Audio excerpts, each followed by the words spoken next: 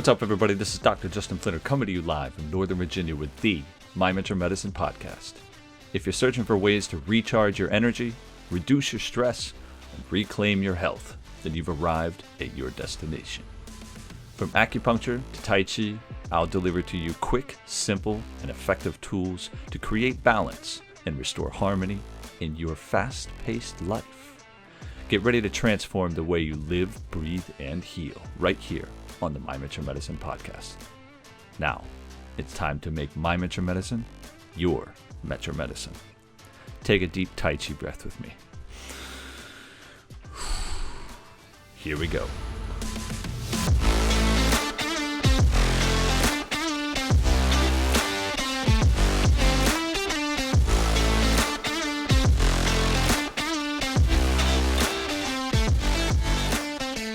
Welcome, everybody. This is Dr. Justin Flinner coming to you live from Northern Virginia. And today I have something super special for you. I am here at the Virginia University of Integrative Medicine virtually with an incredible group of students and future acupuncturists from my communications class. By the way, our university has campuses in Virginia, if you're familiar with Tyson's Corner, Vienna, Virginia. We have a campus in Ridgefield, New Jersey, and also in Duluth, Georgia. So if you're interested in trying out some acupuncture, take a look at the Virginia University of Integrative Medicine. And today, these amazing minds are ready to dive deep into fascinating topics about Oriental medicine. And I am very impressed with what they've come up with. This is their work, not mine. I'm just relaying the message. So together, by coming up with these topics, which are captivating, we're going to explore the healing power of this ancient medicine. And are you ready to be inspired? I think you are. So the first question I have actually doesn't go to our listeners. It's going to go to the students in the room with me here right now. So future acupuncturists, this is our warm-up. Our warm-up. I want you to type into the chat for me your favorite food. Quick, you have 5 seconds. 5, 4, 3, 2, 1. Yes. Stop. No more typing. You're done. Now, listeners, remember, these are future acupuncturists, healers. I get to reveal to you how much of a hypocrite they are. No, I'm joking. They're not hypocrites. So here's what they wrote. I see chicken wings. I see ice cream. I see fries. Korean barbecue. I go along with that one. I go along with that one for sure. Kimchi, shrimp, salad, lots of amazing foods. Mushrooms, all kinds of things. So that just tells you that we're talking with humans here. Right? No judgment at all. Next one, type into the chat your season, your favorite season, please. And those of you who are listening, this is a question we might ask you when you come to the treatment room about your favorite season. Stop, no more typing. That's too many. I can't read all those. Summer, autumn, winter. All right, we got all year round. I don't think I need to say anymore. Did I see, seasoning. Somebody got seasoning in there. I see cayenne pepper. All right, I'll take that. All right, that's my favorite season now, cayenne pepper. I don't even know what time of the year that is. Third one, last one, I promise. This is your warm-up, final exercise. Your favorite destination to travel to, please. Put it in the chat. You got 3, 2, 1, 0. Okay, done. What do we have? They don't want to travel anywhere. Nobody put anything in the chat. They're boring students. No, I'm joking. They put Europe, Spain, the beach, Korea, St. John. Yes. I'd have to throw in maybe St. Martin. I like St. Martin. That's me personally. Cayman Islands, Italy, Savannah. Savannah is a beautiful place. First time I went there, I was amazed. So I like Savannah as well. And Korea, that's a must. Right? Lots of amazing places in the world. So this gives you an idea of where people are coming from, where they want to go, what they like. Remember, we're talking with people here today. Now, these acupuncturists, future acupuncturists, have come up with 3 important topics. The first topic is going to be, and they love to dive in, this is why I'm so impressed with this group, menopause and erectile dysfunction. Not something you hear about at the forefront of a radio transmission these days, right? Let's talk about erectile dysfunction when you turn on the radio. 93.7. We're talking about ED all day. No, we're not. But that's our first topic. Our second topic that we're going to talk about is the pros and cons of self-pay versus insurance. This is a real challenge in our field of work. We have to make that decision when we're setting up a business. And as future acupuncturists, they get to choose. And you're going to hear about some of the challenges, pros and cons about why that is. And the third topic that they've come up with is about success stories. And any patients that have come across this particular form of medicine, what types of results they've had, positive results, and why they may continue this journey and may inspire others to do so as well. Let's jump into the first topic, which is, again, about menopause and erectile dysfunction. I think we're pretty familiar with what both of these are, but just for the sake of keeping it official, the Mayo Clinic, which I'm sure you've heard of, defines menopause as when a period stops for good. I love that they keep it succinct. This is coming from their website. It says menopause is when periods stop for good. It's diagnosed after 12 months without a menstrual period, vaginal bleeding, or spotting. It can happen in the 40s or 50s, but the average age is around 51 in the United States. And if you're familiar with menopause, or maybe have gone through menopause, you know that it's accompanied by all kinds of things. Hot flashes, sleep disturbance, emotional issues, hormonal treatment. Then when we get to erectile dysfunction, I think the name itself explains what the condition is, the inability to get and keep an erection. So these two conditions are tied together in our medicine. And it's really interesting to see how things are treated. And what our group has come up with is they've found a research study, and I gave them limited time, so they were only able to aim at one particular topic. And what they had found was an article titled "The Efficacy of Acupuncture on Patients with Erectile Dysfunction," a review. And in this particular article, of course, as you might suspect, it's going to tell us that acupuncture is doing something good for people who are suffering from this particular condition. And what they found as a result of this study, which again is a review, so there's a whole bunch of studies that were involved, and I will read you the first couple of things that's come directly from this study, and the link to this study will be in the description of this podcast, by the way, if you want to follow up on that. In the treatment of erectile dysfunction, the selection of the acupoints is focused on different types of meridians. I will name them. You may not be aware of them, but there's something called a Ren meridian and a kidney meridian. Now, don't get all frightened and think your kidneys are going cahoots because you've got erectile dysfunction. You have to go to the kidney doctor. No, it's a little bit different. So if you want to learn more about that, go see your acupuncturist and they can give you a better description.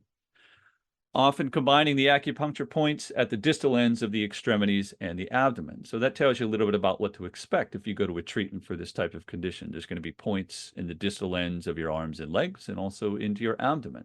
And in fact, there's a nice image that is included in this article that shows you where those points are.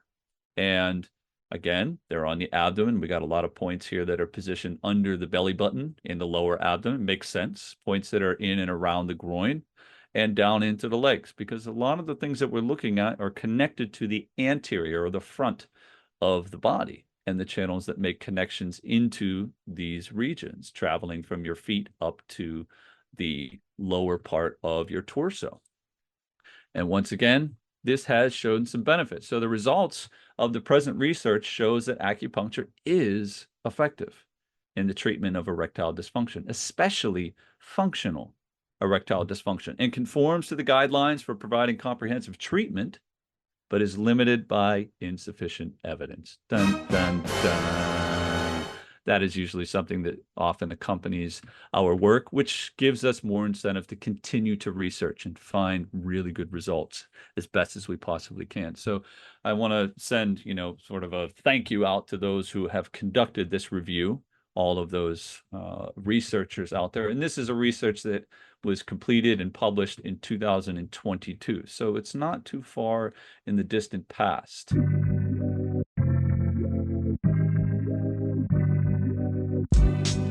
And as I said, we had limited time here, and the group was only able to come up with one particular study. We could do exactly the same, I guarantee you, for menopause as well. There are tons of research studies out there, and this is the direction that this medicine is evolving into, evidence-based. We want to know what science has to say about these forms of medicine. So with menopause, once again, some of the conditions we're dealing with are related to hot flashes, issues disturbing sleep, okay, emotional issues, and that has to do with how the blood is circulating throughout the body, okay, how the temperature is changing throughout the body. And as you may be aware, we deal a lot with yin and we deal a lot with yang.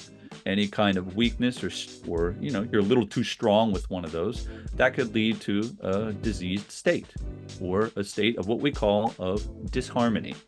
Okay? And our objective is to help bring that back into a state of harmony. So we had a lot of great ideas here, and they even gave me some points on how to think about lifestyle. So one of the things that they recommended for those of you who may be suffering from menopause or erectile dysfunction is to think about managing stress.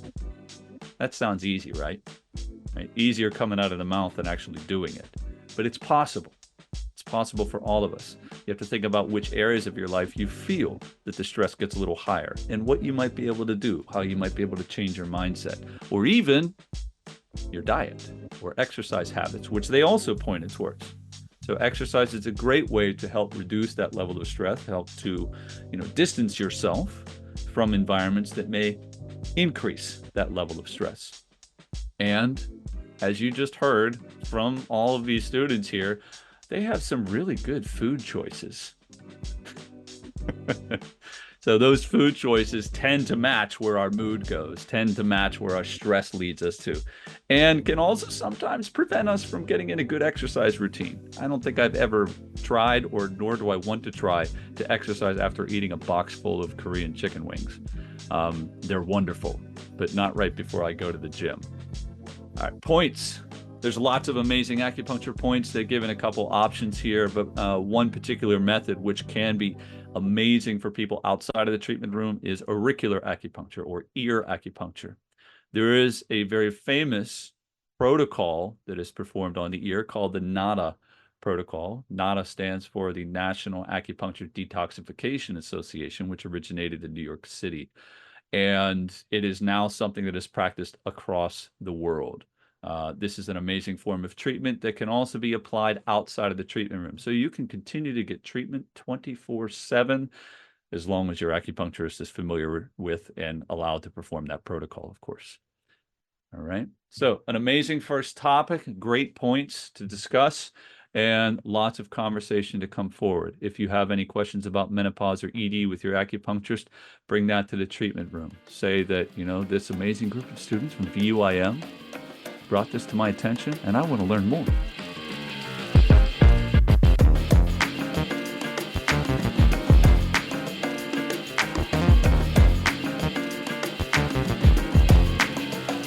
Let's go to our second topic, which is the pros and cons of self-pay and insurance. This is a tough one.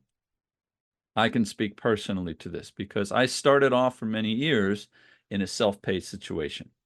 I didn't want to give people the burden of insurance. I was a one-man show. I didn't have anybody to help me with filing insurance, and I was brand new. I just jumped into the waters of practicing acupuncture, and I had barely any idea of how to swim. Okay? Now, I'm not saying that to frighten all of you, all the students who are here in the virtual room. I'm giving you some ideas for what you can expect in the future. So pros and cons. There are pros and cons that come with both of these. And I want to thank the group of students who came up with these. And what we have here in terms of self-pay, there are some arguments for this particular method. Number one, it saves time. How so? Well, there's not as much paperwork. We don't have to worry about filing for the insurance companies, okay, on behalf of the patients. Right? There's a lot of information that we need to collect to get there, a lot of phone calls we need to make, a lot of numbers we need to be aware of, okay, codes, lots of different things, which gives us more time to actually see more patients so we can fill our schedules in a good way. Another thing is there's more flexibility in the payment structure. Right? We can adjust that. And as a business owner, all of you who are here in the room, you will have to decide what that structure is going to look like. Are you going to have one of those flexible payment structures? Are you going to have more of a rigid one? Are you going to be running deals? So from a business standpoint, you need to figure out how you're going to do that. But at the same time, are you going to be able to file for insurance? Another one was there's no delay in payment. It's easier to plan finances as the owner of the business. Absolutely. Okay? I understand what that's like. You know what's coming in. You know what you have at your disposal to be able to put back into the business as well. Now, of course, on the side of the patients, insurance, they're already paying for insurance. If they can't use it when they come to your clinic, that may be a deterrent. And we don't want that to happen. So here are some of the challenges that we come across as acupuncturists when it comes to working with insurance companies. Many insurance companies only cover a certain number of conditions, and they are very limited. Why are they limited? Because they're looking at, going back to our first discussion, science-based medicine, evidence-based practice. They want to see what has actually worked, that science can prove, and they'll say, yep, we're going to cover that. We'll add that to our list of conditions that we will be paying for. If there's not enough research done in a certain area for a certain condition, for example, they're less likely to cover that. Now, that also depends on the insurance company and the different tiers that they have. So from the patient standpoint, yes, they can jump in, right? And they can say, we're going to cover your condition. You only got to pay your copay, $20, $15, $25, whatever the copays are, okay? That leads me to the next message. It's a great idea to check with your insurance company first. You don't want to walk in the door of an acupuncturist clinic and be surprised by the message that, I'm sorry, unfortunately, insurance company will not cover this particular type of treatment, so it will have to be out of pocket. Now, many clinics will do that on your behalf, and that's fantastic. They should. However, there are a lot of hurdles. This is not to deter you, again, from coming to an acupuncturist. It's just telling you some of the hurdles that we have to jump through in order to make sure you get the quality of treatment that you deserve. And that is our number one goal, right? There are pros and cons to both of these different approaches, okay? It helps us with the insurance company to get our word out there, our business out there, and to help bring in more people that we can support. We can support in their healing process. But there are many limitations. Maybe they only cover 5 sessions, 10 sessions, 20 sessions if you're lucky. Okay? So that may require a little flexibility on our part to design those payment structures. Okay? Both ways, doesn't matter which one you run into in an acupuncture clinic, you will win as a patient. You will win. You will receive the treatment you deserve. Okay? And if not, you'll be able to find another place that will be able to do that for you.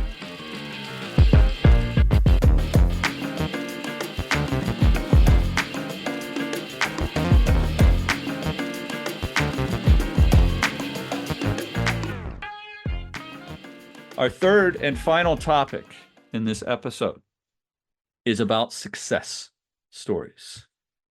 And I just want to send a quick reminder, if anybody has a success story here in the classroom, feel free. You can post that in the chat, and I'll be more than happy to share. I have one or two that I can share from my own experience working with patients.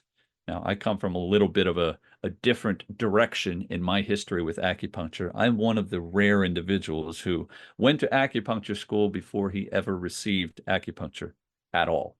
I had never had a needle put into my body aside from a hypodermic one. Then I went to acupuncture school. So I'm one of those rare instances. But there are many people who do go to acupuncture school and find themselves in the position of having an amazing experience, a healing experience, a life-changing experience by 1, 2, 3 treatments of acupuncture, and maybe even making that huge jump to going to acupuncture school and deciding they want to change their career altogether. That's happened a number of different times here at the school. So those journeys are defined by the kind of experiences that you have. And I've had the pleasure of working with and helping a number of individuals suffering from conditions that, they go to Western medicine doctors, they go to Eastern medicine doctors, they try their own kinds of things at home, they travel across the world, and they're not having any support. They're not seeing any changes or very little changes. It's not enough for them. So when a patient comes in, of course, we do spend a lot of time in conversation. That's one of the great things about acupuncture. We got a lot of great questions to ask, but we are more interested in hearing your story, learning about your condition. What are the complaints? What brings you through our doors? And you may have heard this term before. It's holistic. So we look at you from the head to the toe. If you got a bellyache, I'm not just going to focus on your belly. So patients come in with all kinds of stories. And here's an example of one that I can remember. I got a number of different ones. Hopefully I won't combine them. But the one that comes to mind is related to an individual who was suffering from very, very severe neck pain. Now, how severe was the neck pain? Well, I'll give you an instance. When I put one of the needles into his neck, I kid you not, this is a true story. I put the needle into a particular acupuncture point, and it bent. That's how stiff it was. And now I didn't do anything different in inserting the needle from any other point that I would do on the rest of the body. I literally tapped the needle in, started to insert it. It wouldn't go any farther. It was in a muscle tissue. It was not in anywhere strange. It was an actual acupuncture point. It bent. That was the first time that I've ever seen that happen. His neck was so stiff that the needle wouldn't go in. I grabbed a hold of it and caused it to change in its shape. After a number of different treatments, we engaged in all kinds of different modalities of acupuncture, including gua sha, if you've heard of that little scraping technique using a tool on the surface of the skin, cupping, fire cupping. I don't believe there was any wet cupping, which is a form of cupping where we draw a few drops of blood out and it gets pulled into the cup when the suction is generated. Right? After a number of treatments, the patient went from not being able to turn his head hardly at all and such a stiff neck that it would bend my needles, to being able to turn his head in just probably 2 or 3 treatments, a matter of 45 degrees, and then over time started to increase that range of motion. Right? Not to mention that when he would go to work, that kind of a result would last. He was able to continue that, of course, with some guidance, recommendations, lifestyle changes that we talked about at great length. So part of the healing was on his part, as well as what he got when he would come to see me, which reminds me of something that an old acupuncture professor taught me many years ago. He mentioned there's the law of 1 to 167. He said, you're with the patient for an hour, and then the patient is with himself for 167 hours in a week. How much are they going to do on their own? Which means that the amount of healing that's going to take place in any situation is partially on the part of the practitioner, but mostly on the part of the patient. And that requires a good amount of teamwork. So with that patient, he received tremendous benefit. He was able to turn his head. And in fact, we started to work on a lot of other areas. Okay? And many of these success stories just continue. I've worked with patients that have conditions in the hand, like carpal tunnel syndrome, with edema, with all kinds of aches and pains across the landscape of the body, fertility issues. I've worked with people who have become successful in getting pregnant. Okay, so acupuncture is an amazing form of medicine that you will find comes with many success stories. If you happen to come across one of those success stories, sit down, listen to that story. Maybe that is the turning point that you need to get in through the door of an acupuncture clinic. So it's the journey, it's the story. We learn a lot about you when you're with us together, and your number of sessions may be different. That's up to the acupuncturist to determine. And coming back to, the payment method, that's going to tie in together with that and how many you may be allowed given the insurance company. But know that we are always here for you as acupuncturists. And that's an important thing for us. So do we have any final messages that we want to share with our listeners? Anyone here today from my classroom? Right? I think we've put together a great podcast here. We have a lot of great topics, and I want to thank all of the incredible students here from the Virginia University of Integrative Medicine. Again, I'm Dr. Justin Flinner, and a big thank you to all of the listeners out there for tuning in. I hope you found this episode inspiring, empowering, informative, and remember, the path to healing is personal. And integrative medicine, acupuncture, can be a very powerful part of that journey.